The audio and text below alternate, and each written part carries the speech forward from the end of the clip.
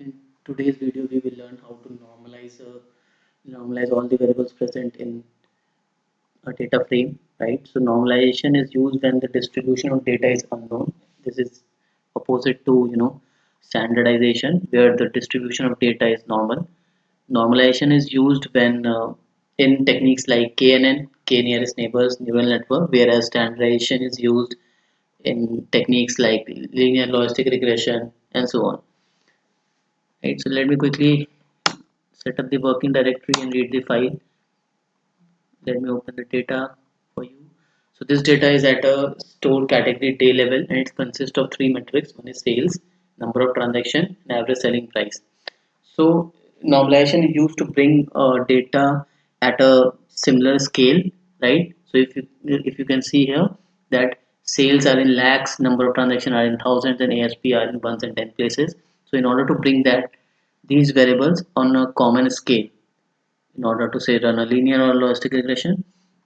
So in order to normalize, I am creating a function. The function for normalization is x. X stands for sales at row 1 minus minimum of entire sales column, right? So this becomes your numerator.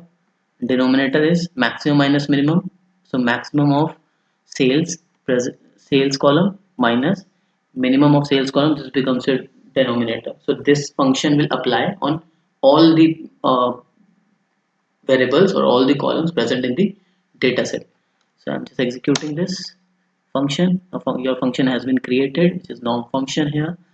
Now, in order to apply this function, we will use the function called apply.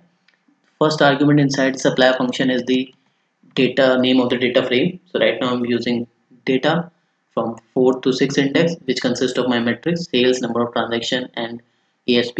Second argument is whether you want to apply this at a row or a column level.